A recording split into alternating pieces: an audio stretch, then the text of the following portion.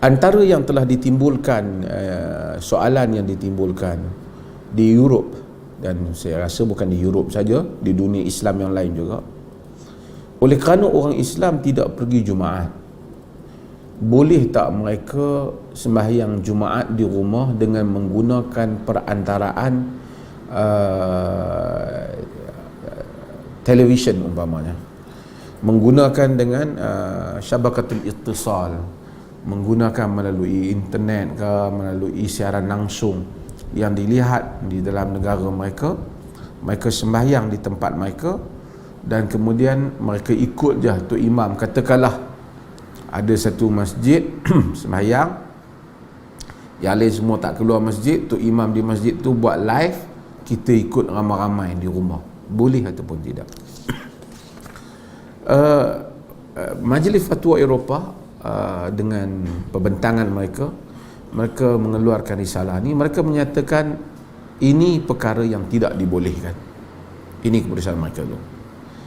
Alasan yang mereka berikan yang pertama ialah kerana, kata mereka, Allah Subhanahu wa taala menyebut di dalam Al-Quran, ya ayyuhallazina amanu idza nudiya lis-salati min yaumil jum'ati fas'au ila dzikrillah.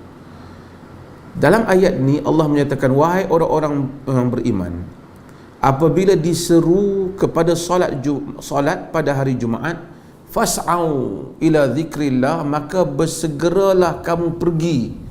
Sa'a yakni kamu berjalan, kamu pergi, kamu bergerak, ila dzikrillah, kepada mengingati Allah.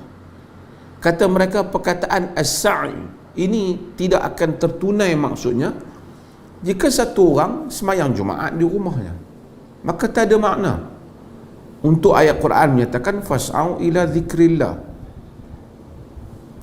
Jadi kata mereka, ayat ini menjadi dalil bahawasanya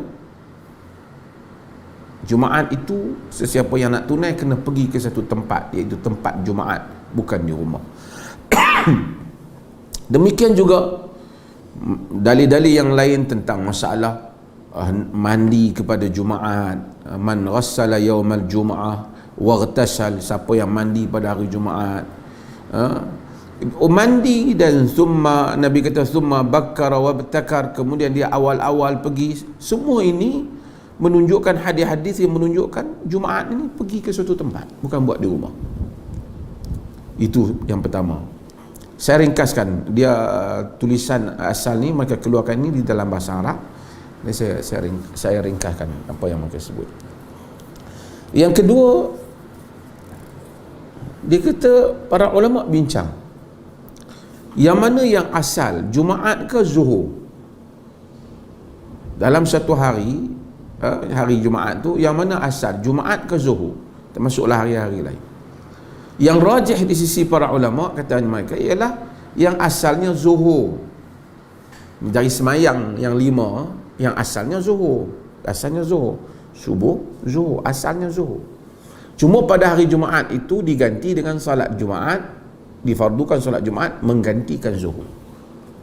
Apabila salat yang ganti sudah tak ada, maka balik kepada yang asal. Maka tidak ada keperluan untuk satu orang, oleh kerana dia tak boleh buat, nak buat juga secara semayang melalui online umpamanya.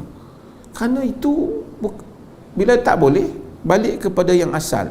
Yang asal itu adalah Zuhur, kembali kepada Zuhur.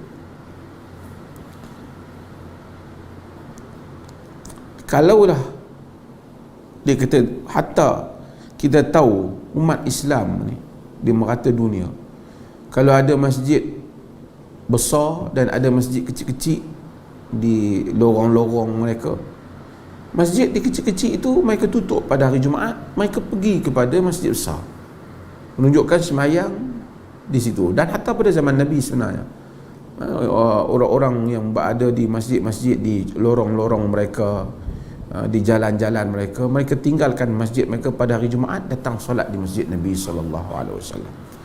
Dengan itu kata dia, ini adalah asalnya Zuhur. Kalau dah tak boleh buat yang demikian, maka balik kepada Zuhur, bukan kita mengadakan semayang. Kemudian kata dia, kalau sekiranya sembahyang Jumaat boleh dibuat secara mengikuti pergerakan imam melalui siaran langsung, maka kata mereka, tentulah sembahyang jemaah biasa lebih boleh lagi.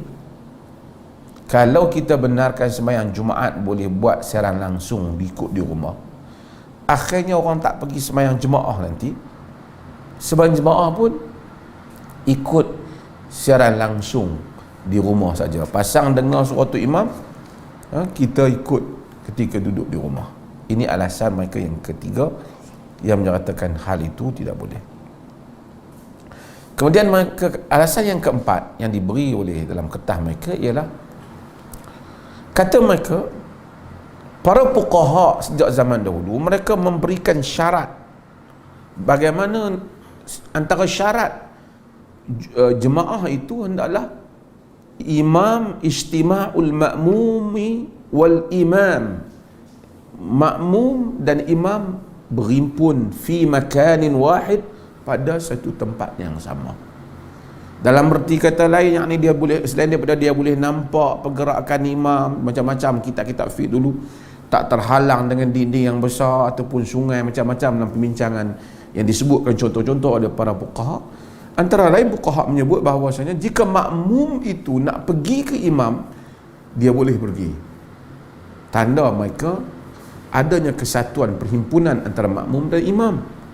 Kalau semayang di rumah melalui siaran langsung, hal ini tentu tidak tercapai. Ini alasan yang keempat. Alasan yang kelima ialah, kenapa nak semayang melalui siaran langsung ni? Kalau mereka kata kerana dah darurat sekarang ni, tak boleh nak pergi Jumaat, takut coronavirus, semayanglah secara siaran langsung. Dia kata kalau alasannya darurat, ini bukan alasan yang kuat. Kerana dalam hal ini, kalau darurat, darurat itu merujuk apabila Allah perintahkan satu perkara itu kita wajib buat, tapi kita tak boleh buat. So kita kena cari jalan nak buat juga perkara itu dengan cara yang kadar kita boleh. Misalnya Allah suruh kita solat, kita tak mampu nak berdiri, kita solat duduk. Tapi dalam konteks ini katanya bahawasanya Allah dah tak perintah kita Jumaat.